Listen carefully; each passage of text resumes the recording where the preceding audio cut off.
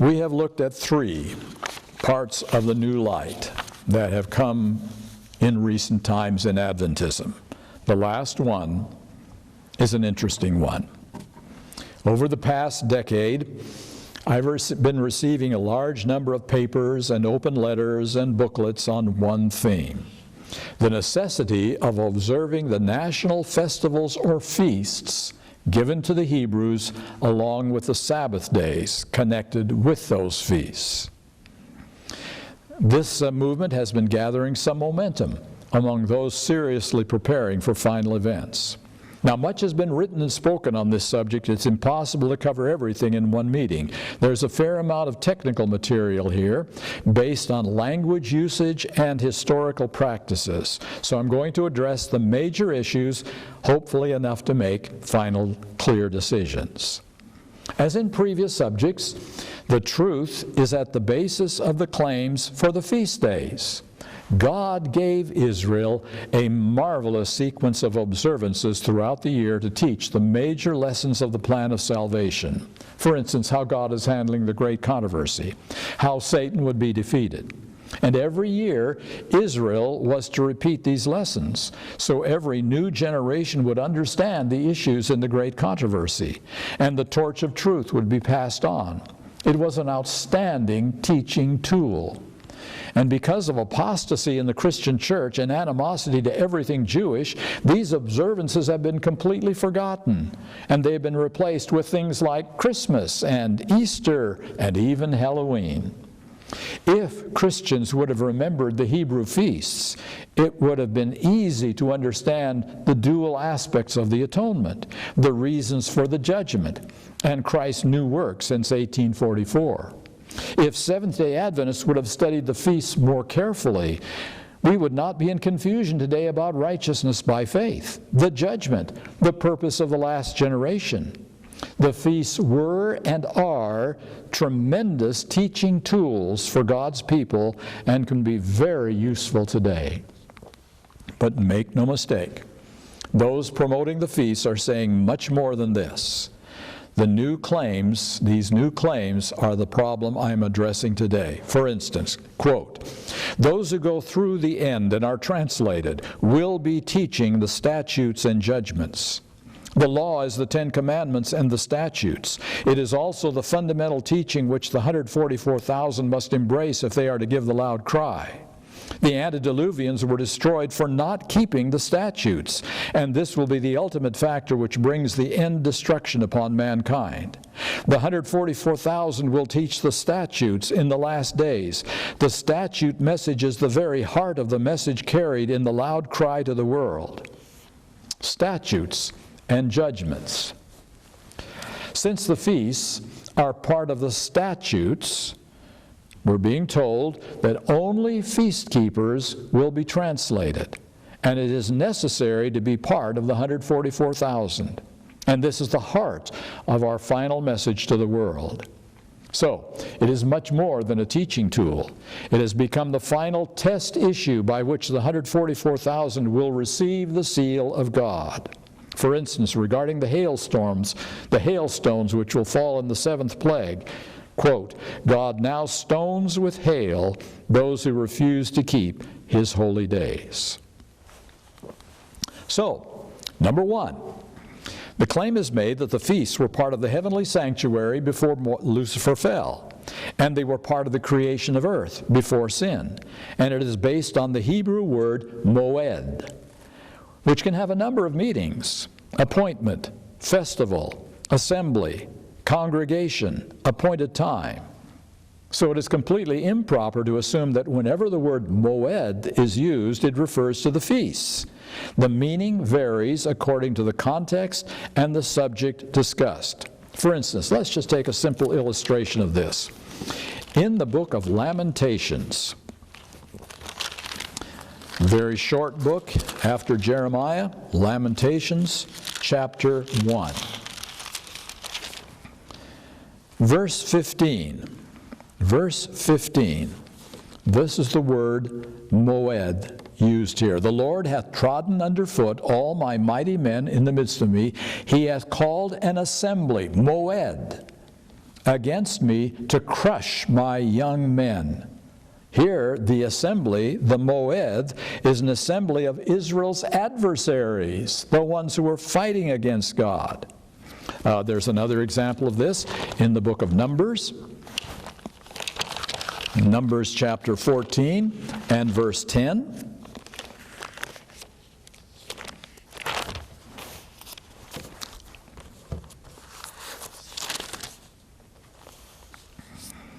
But all the congregation bade stone them, that is, Joshua and Caleb, with stones. All the congregation bade stone them with stones. Guess what? The word congregation is moed. Has nothing to do with the festivals or the feasts. And you can find the same thing in Jeremiah 8:7 and Hosea 2:9. So the claim that is being made that since the plan of redemption was laid at the foundation of the world and the feasts are unfolding of the plan of redemption, therefore the feasts were establishing at creation, that's an interesting deduction. Just one problem. There's no inspired evidence that the feasts existed before Sinai, and the word moed cannot be used to prove their existence. The Passover began with the 10th plague in Egypt. Its purpose was to commemorate the deliverance from slavery. The Day of Atonement began with the yearly cycle connected with the tabernacle and the high priest at Mount Sinai. The Feast of Tabernacles pointed to their rest in Canaan after their enemies had been destroyed, and all of these were connected with the Hebrew chosen people after Sinai. There is no evidence of existence before Moses. Number two, there are many statements from Ellen White which are said to prove feast-keeping. Here's one. In these last days there is a call from heaven inviting you to keep the statutes and ordinances of the Lord. That's Volume 2 of Signs of the Times, page 184. I will put my spirit within you and cause you to walk in my statutes. From Review and Herald, Volume 5, page 83. Now, the most famous statement is in Review and Herald, May 6, 1875. And I want to spend a little bit of time on that particular description here. God's people were privileged with a twofold system of law, the moral and the ceremonial. So let's look at what we're talking about here. In consequence of continual transgression, the moral law was repeated in awful grandeur from Sinai. Christ gave to Moses religious precepts which were to govern the everyday life. These statutes, here's the word, statutes were explicitly given to guard the Ten Commandments. They were not shadowy types, ceremonial law, to pass away with the death of Christ. They were to be binding upon men in every age as long as time should last. These commands were enforced by the power of the moral law, and they clearly and definitely explained that law. So notice carefully, the moral law was given by God at Sinai. And then God gave to Moses the statutes, the religious precepts which were to govern the everyday life. And so there we have a specific statement of the difference between the moral law and the statutes. So the statutes are not the moral law, but application of the moral law to the specific circumstances, which applications can change as circumstances change, such as the laws regulating slavery. They were also part of these statutes that God was giving to them at this time. She continues, the statutes and judgments specifying the duty of man to his fellow men were full of important instruction, defining and simplifying the principles of the moral law for the purpose of increasing religious knowledge and of preserving God's chosen people distinct and separate from idolatrous nations. The statutes concerning marriage inheritance, and strict justice in dealing with one another were peculiar and contrary to the customs and manners of other nations, and were designed of God to keep His people separate from other nations.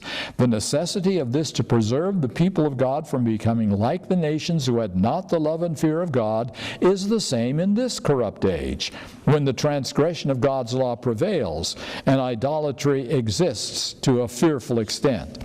If ancient Israel needed such security, we need it more to keep us from being utterly confounded with the transgressors of God's law. The hearts of men are so prone to depart from God that there is a necessity of restraint and discipline. So that seems to be the strongest evidence that we need to observe the statutes, because they did not pass away as the ceremonial law did. They guarded the moral law. So the statutes were a subset of the moral law. The moral law is eternal. The statutes began at Sinai, and therefore they would only be valid as long as there was a theocracy, as long as God was guiding His people step by step. So there is the very famous statement about the moral law, the ceremonial law, and the statutes. And this, of course, is taken from Review and Herald, May 6, 1875. Now here's the interesting point. As we deal with this, as we try to understand it, we must make sure that we are understanding these things correctly. Moral law first, ceremonial law second, and then a third category of laws that is being described here at this point. She calls them statutes and judgments, and notice carefully what they are. They are not the Ten Commandments. They are not the moral law. They were to guard the moral law. They could not be part of the moral law if they were given to guard it. They were not part of the ceremonial law, not shadowy types to pass away with the death of Christ. They were to govern the everyday life. They were for the purpose of protecting life. They specify the duty of man to God and to his fellow men. They define and simplify the principles of the moral law. They apply to marriage. They apply to inheritance. They apply to strict justice in business affairs. They were to keep the people from following the customs of other nations. They were to be as binding upon all men in all ages as long as time should last. All right. That's the essence of these statutes as described. The laws of inheritance, for instance, that's the buying and selling of land. That happened to be regulated by the Jubilee year in Leviticus 25. There were precise rules on how to redeem property. But there's no evidence that Ellen White or any of our pioneers followed these precise rules. Principles, yes. Rules, no. These are applying and enforcing the principles of the moral law. And these are found in Exodus 21 and on to 23. And here's the key point. There is nothing about the 3 feasts in which all males were come to the tabernacle. So the clearest statement that Ellen White makes on the purpose and perpetuity of the statutes makes no reference to the feasts or the Sabbath days connected with those feasts. There simply is no connection there at all. This is an interpretive deduction that these principles were not only principles, but exact rules that were to be followed during our time today. Now let's just take a look at some of these statutes that people are concerned about in our time today. Leviticus chapter 7, verse 34.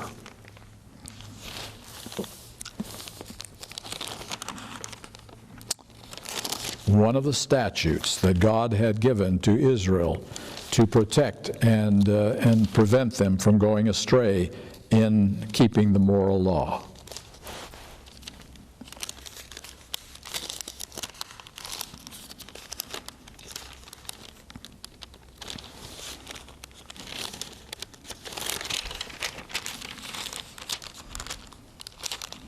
Leviticus chapter 7, verse 34.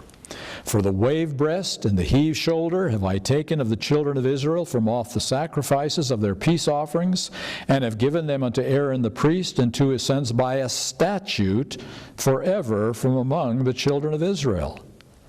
So a statute is a certain way of offering one of the offerings, the sacrifices, in the peace offerings. So that's an interesting way of talking about the statutes. Let's look at another one. Exodus chapter 30, verses 19 to 21. Exodus chapter 30, verses 19 to 21. For Aaron and his sons shall wash their hands and their feet therein when they go into the tabernacle of the congregation. They shall wash with water that they die not, or when they come near to the altar to minister to burnt offering made by fire unto the Lord. So shall they wash their hands and their feet that they die not, and that shall be a statute forever to them, even to him and to his seed throughout their generations. So a statute is about Aaron and his sons washing when they go into the tabernacle of the Lord. A statute once again. And let's try another one. Leviticus chapter 19, verse 27. Leviticus chapter 19 and verse 27.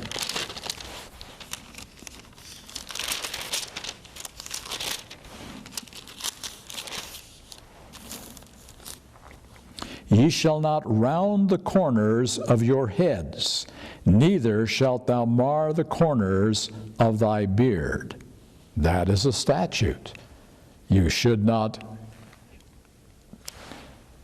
cut the corners of the beard that you are growing. Here's another one. Therefore shall ye observe all my statutes and all my judgments and do them. I am the Lord. This is part of the statutes. Let's take a quick look at one more. Numbers chapter 15. Numbers chapter 15, verses 38 and 39.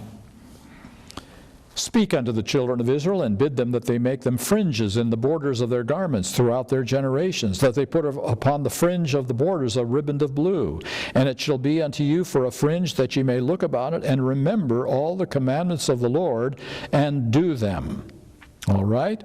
So here we have another statute, another command that we're dealing with. Ribbon of blue in all of our garments. Well, it is suggested, even by those who believe in the feast days, that we're not to follow these specific commands, but look for the principle behind the command. And I agree. The only possible conclusion is that the principles of the statutes are binding as long as time should last, even though the details may change because we are no longer under a theocracy. So we look for the principle behind the specific feast day commands, and we learn the lessons of the feasts, and we practice their principles. That's what we should be doing today. Number 3. Ellen White said, well would it be for us to have a Feast of Tabernacles. Review and Herald, November 17, 1895. Shall we not gather our forces together and come up to the Feast of Tabernacles? Therefore, come to the camp meeting, even though you have to make a sacrifice to do so. Bible Echo, December 8, 1893. Now that camp meeting happened to be in December, and she called it a Feast of Tabernacles. Not at the right time, but at a time of their own choosing. So it was not a commemorative event of something in the past, but an evangelistic effort. Another one. Then shall your life henceforth be a continual Feast of Tabernacles, a continual thank offering. Manuscript Releases, Volume 18, page 270. James White wrote about camp meeting time.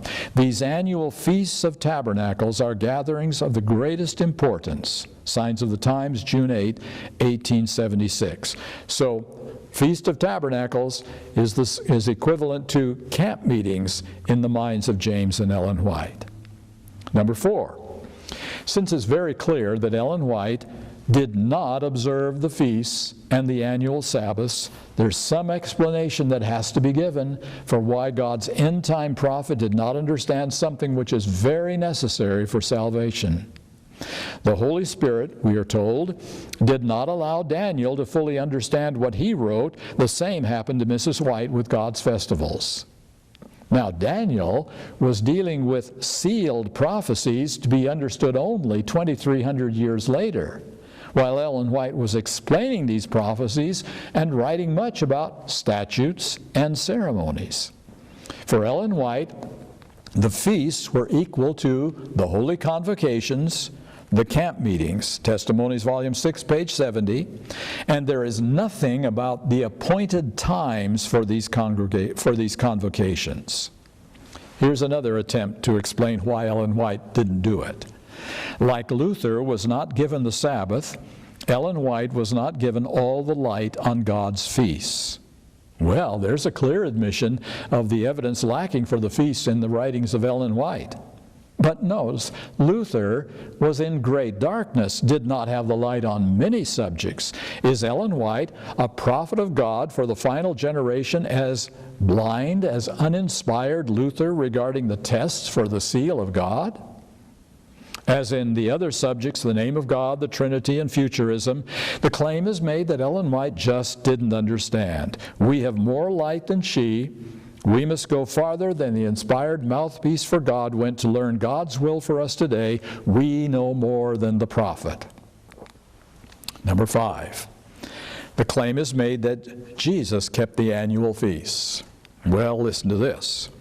Jesus traveled up and down the breadth of the land, giving his invitation to the feast. That sounds like he was keeping the feasts. That's Review and Herald, July 7, 1896. All right? The Feast of Tabernacles, what is that? And what does it mean? Desire of Ages, page 450. Since the healing at Bethesda, he had not attended the national gatherings.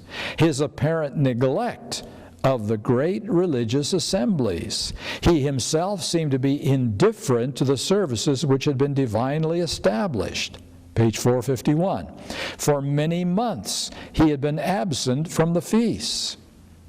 So apparently he didn't attend all of the feasts that he was required to attend. It's interesting because the command in Deuteronomy 18 verse 16, there's a very specific command to keep the 3 feasts in Jerusalem by all the males of the land. If this was part of the moral law and is crucial for us today, then it's not optional any more than the seventh-day Sabbath is optional. And yet Jesus did not go to all of the feasts, while as his custom was, on every Sabbath day he was in the synagogue. Number 6.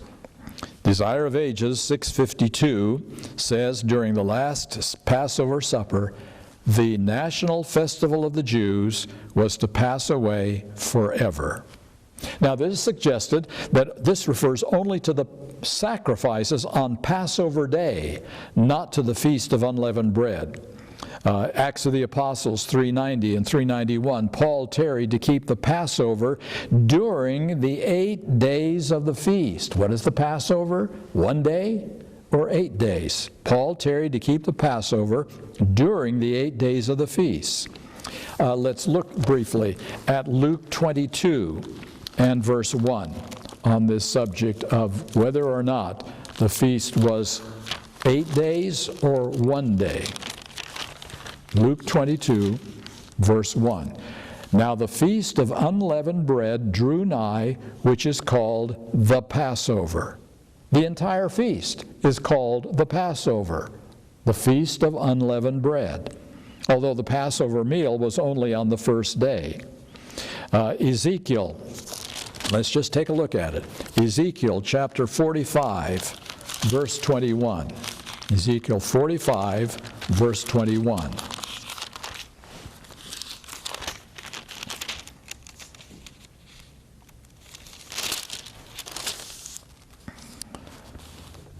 In the first month, On the 14th day of the month ye shall have the Passover, a feast of 7 days. That's specific.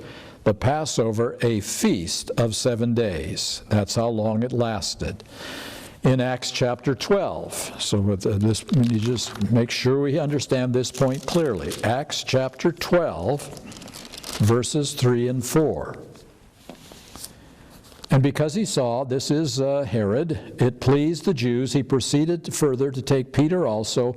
Then were the days of unleavened bread. Then were the days of unleavened bread. All right, so this is Peter being taken by Herod during this particular time and being held in captivity. Ellen White, this was virtually the last Passover that was ever to be celebrated, talking about the one with Jesus.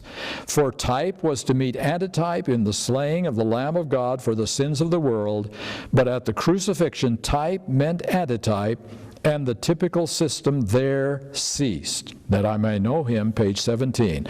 This is the last Passover that was ever celebrated as a command of God. And so therefore we have this. The typical service and the ceremonies connected with them were abolished at the cross. Bible Commentary, Volume 6, page 1061.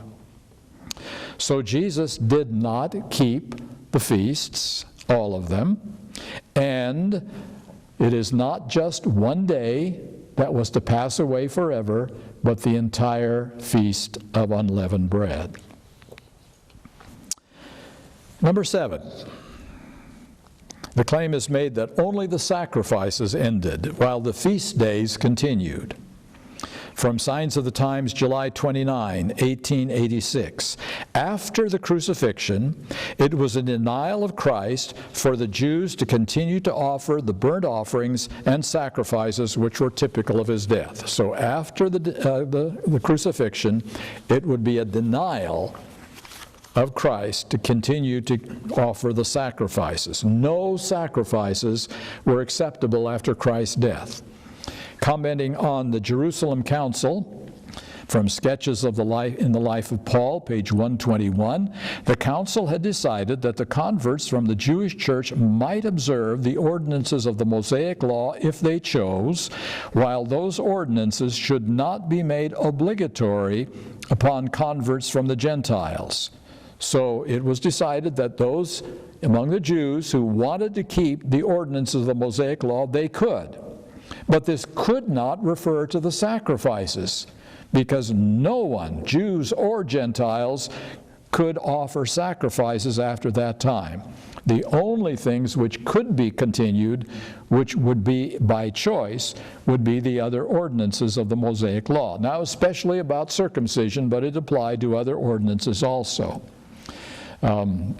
This statement from A Story of Redemption, page 306, Paul knew that the typical ceremonies must soon altogether cease. The typical ceremonies must soon altogether cease. This is after the death of Christ and before the destruction of the Jewish nation. So the Jewish converts could continue to keep these feasts if they chose, but it was not necessary. At this council, something surely would have been said about the feasts if they were still binding at this time and still absolutely a law that had to be kept. In the book Christ Triumphant, page 281, many who at that time united in the services of the Passover never again had a part in them. Light was to shine into their hearts. Never again would they have that would be a part of them. Number 8, Paul did keep the Passover with his converts at Philippi. That's Acts chapter 20, verse 6. And Pentecost is mentioned. Why did he do that? I think it was for the same reason that he took the purification vow in the temple. Let's just take a look at that. Acts 21, verse 24. Then take and purify thyself with them, and be at charges with them, that they may shave their heads, and that all may know that those things whereof they are informed concerning thee are nothing, but that thou walkest orderly and keepest the law. Why did he do this purification ceremony of the Jews in the statutes that had been previously set up for the Jews? To reach the hearts of faithful Jews, to reach their hearts. From the life of Paul, sketches from the life of Paul, page 105, Paul did not bind himself nor his converts to the ceremonies and customs of the Jews with their varied forms, types, and sacrifices. On page 161, he complied with their rules and ordinances. So he complied with their rules and ordinances. Why? So that he could reach their hearts and they would listen to him. That was his motivation. The council had decided that the Jewish converts could keep the Mosaic law if they chose, so Paul kept the Passover with the Jewish and Gentile converts as a sign of unity. The years 34 to 70 A.D., those years were a transition time between the Jewish laws and customs and Christian observances. Paul kept some Jewish laws which were not mandatory after Christ's death. Interesting that John, as he writes, refers to the feasts of the Jews in several places, the feasts of the Jews. Number 9. The SDA pioneers. J.N. Andrews, when that city was destroyed, the complete cessation of their feasts, and as a consequence of the annual Sabbaths, which were specified days in those feasts, must occur. The Jewish festivals were utterly extinguished with the final destruction of Jerusalem. That's in History of the Sabbath, page 90. Joseph Bates wrote this: when their feasts cease to be binding on them, these Sabbaths must also. That's Seventh-day Sabbath, page 14. Uriah Smith: the feast days, new moons, and ceremonial Sabbaths were to cease at the cross. Biblical Institute, page 139. James White: new moons, feast days, and Sabbaths of the Jewish laws ceased. Review and Herald, March 7, 1854. So those are pretty clear evidences that our pioneers did not see them as mandatory. Number 10, 3 primary feasts were to be observed at the temple. They could not be observed in captivity. They were closely tied to the Israelites' agricultural calendar, with the 13th month added when it was needed. So if it could not be kept in captivity, how can we keep them in the United States? And interestingly, the first fruits of the harvest is 6 months later in the southern hemisphere. In Leviticus 23 seems to be the strongest arguing point about the fact that these feasts are the same as the Sabbath.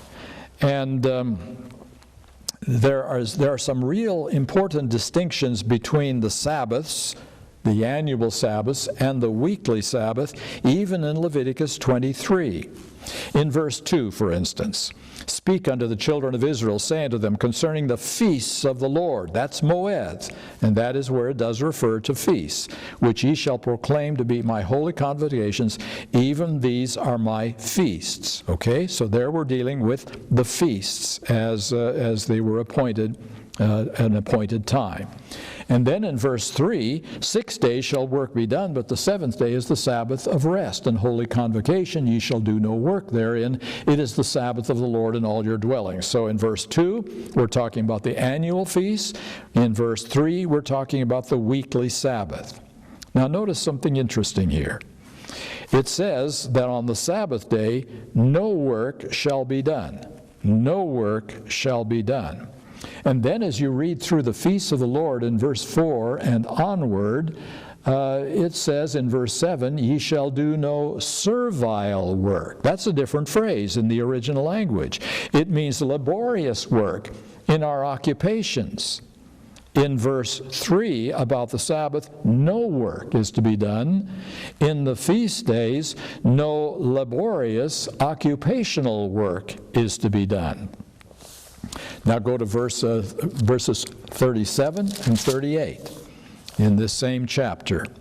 These are the feasts of the Lord, which ye shall proclaim to be holy convocations, to offer an offering made by fire unto the Lord, a burnt offering, a meat offering, a sacrifice, and drink offerings, everything upon his day, beside the Sabbaths of the Lord. Beside the Sabbaths of the Lord. So the moed, the feasts, are separate from the Sabbaths of the Lord. The Sabbath of the Lord is never used of the feasts. That is a specific phrase used only for the seventh-day Sabbath. The only Sabbath that God ever instructed his people to keep holy is the seventh-day Sabbath. My Sabbaths, he called them. The seventh-day Sabbath. When God refers to the annual Sabbaths, he refers to them as your Sabbaths.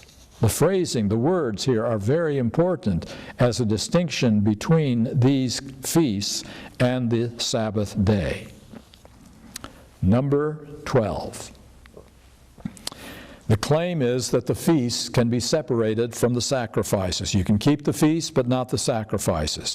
The Hebrew word chak is one of the words by which the feasts are called, and it literally refers to the sacrificial victim. In fact, you can read that in Exodus chapter 23, verse 18. Exodus chapter 23, verse 18.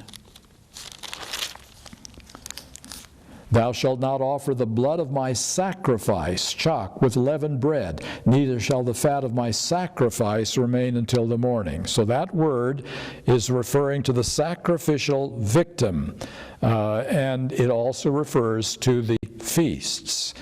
The feasts were extensions of the sacrificial animals, and maybe they just couldn't exist without them.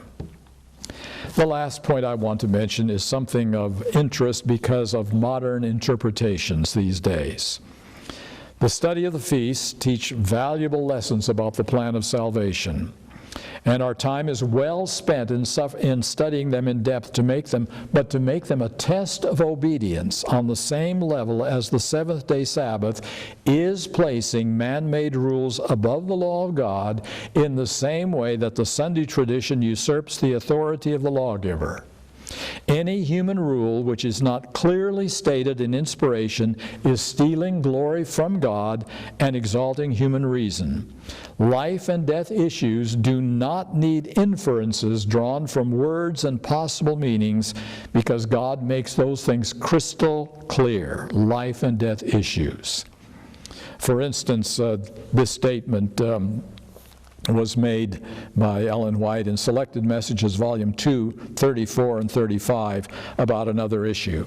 They were pressed beyond measure to receive the message of error. It was represented to them that unless they did this, they would be lost. And that's the same kind of thinking which is being applied now to the feast days. If we don't observe them, we will be lost. In the book, which is one of the major books of those who are keeping the feast, God's Holidays, there are some interesting references. Quote, "Our old natures are taken away, and our new natures are given to us during the latter rain, during the great tribulation. Our new nature is given to us when our sins are blotted out during the latter rain." And this is referring to the condition of sinlessness in which Adam lived. The only way God's people will not sin is if they have been given the perfect nature. Our very nature and being is still sin. Even when we are not willfully sinning, we are in a state of sin. Our sinful nature has to be changed before probation closes forever. Our sinful natures have to be changed, or we will not be able to stand for one moment after the close of probation without sinning. Now, these are taken from this book, God's Holidays, which is used extensively in this. Now, there are some very serious problems here. We are talking about being born sinners with a sinful nature, and as long as we have this sinful nature, we are going to be sinning. That is original sin. And the only way that we will be able to stop sinning is if we are given new natures during the time of the latter rain and the great tribulation. That's holy flesh. Ellen White wrote about that. All may now obtain holy hearts, but it is not correct to claim in this life to have holy flesh. No human being on the earth has holy flesh. It is an impossibility. Selected Messages, Volume 2, page 32. On page 33, when human beings receive holy flesh, they will not remain on the earth, but they will be taken to heaven. In Selected Messages, Volume 2, page 32, let this phase of doctrine be carried a little farther, and it will lead to the claim that its advocates cannot sin. And so contrast this again with the book God's Holidays. We must reach Adam's pre-fall nature before the second coming. The only way they can be holy is if he has given them their new nature. As long as we have a sinful nature, we are defiled. Therefore, when God's people are sealed, the sinful nature must be removed from them. They are no longer tempted by evil. So here, apparently, this idea of the feast has morphed into an idea which is very similar to evangelicals teaching that we are born sinners and that we will continue to sin as long as we have a sinful nature. A blending of one error into a more serious error after that.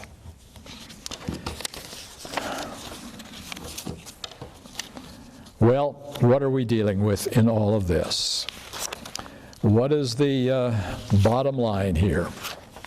It is not coincidence that several unrelated issues are coming together in the belief system of some Adventists. Number one, only the Hebrew names for God and Christ may be used. Number two, the Holy Spirit is not a person. Christ is generated or born from the Father. Number three, the future applications of the prophecies have already been fulfilled in the past, but they must be fulfilled again in the future. Number four, the keeping of the feasts and the Sabbaths are connected with them and must be kept. Faithful Adventists have become very frustrated with the long delay in the final events and with the continuing decline in the visible remnant church. So there must be some new light which will hold the key to revival and reformation and will begin the final countdown to the second coming. Just like with all things concerning us these days, God foresaw and He warned us about this tendency that is coming into our world today. And Ellen White has some important counsel for us on this subject. It was an article entitled, Be of One Mind, Review and Herald, May 29, 1888. Erroneous ideas will be brought into the work and presented as a part of the truth to the people, but everything that God has not connected with the truth will only serve to weaken the message and lessen the force of its claims. They, referring to some individuals, chose to follow their own course until the third angel's message becomes a thing of minor importance, and finally it loses all its value. The doctrine of truth will be mingled with error, and the result will be that those who are taught will cherish error as they do the truth. It will be more difficult to reach and correct their errors than to bring a company into the truth from the darkness of complete ignorance of the truth. It would have been better if they had not heard this mingling of the truth with falsehood. More harm can be done by one who has a mixture of truth and error than many who teach the whole truth can undo and correct. There were those in Paul's day who were constantly dwelling upon circumcision, and they could bring plenty of proof from the Bible to show its obligation on the Jews. Instead of catching up every new and fanciful interpretation of the Bible, cling to the message. It is the third angel's message that bears the true test to the people. Satan will lead men to manufacture false tests and thus seek to obscure the value of and make of none effect the message of truth. The commandment of God that has been almost universally made void is the testing truth for this time. The Sabbath of Jehovah is to be brought to the attention of the world, but all man-made tests will divert the mind from the great and important doctrines that constitute the present truth. From Christ Triumphant, page 363. We should be careful about receiving everything termed new light. I have been shown that it is the device of the enemy to divert minds to some obscure or unimportant point, something that is not fully revealed or is not essential to salvation. Satan's object is accomplished just as surely when people run ahead of Christ and do the work he has never entrusted to their hands, as when they remain in the Laodicean state, lukewarm, feeling rich and increased with goods and in need of nothing. The two classes are equally stumbling blocks. Some zealous ones who are aiming and straining every energy for originality have made a grave mistake in trying to get something startling, wonderful, entrancing before the people, something that they think others do not comprehend, but often they do not themselves know what they are talking about. Satan's angels are wise to do evil, and they will create that which some will claim to be advanced light and will proclaim it as new and wonderful. Yet while in some respects the message may be truth, it will be mingled with human inventions and will teach for doctrine the commandments of men. Many apparently good things are specious devices of the enemy to lead souls in a path that lies so close to the path of truth that it will be scarcely distinguishable from it. Unbelievers seek to frame some excuse for not receiving the truth as it is in Jesus. Where these differences exist among us, those who stand outside will say, "It will be time enough for us to believe as you do when you can agree among yourselves as to what constitutes truth." My friends, Satan does not care how he traps God's people in worldliness or Laodiceanism or foreign things to take our attention away from the real test for the remnant. There's only one test at the end time in Scripture: obedience to God's commandments and the faith of Jesus. In other words, righteousness by faith. Now that's not as glamorous or as exciting as in researching the names of God or the Trinity or the prophecies or the Hebrew observances. But being part of the 144,000 is about the surrender of our heart, victory over all sin, and daily walking with God as Enoch did. The 144,000 are more about character than about knowledge. God will teach us what we need to know and where we have made our mistakes. Let us keep our focus clear and not be sidetracked with new light which isn't new and isn't light.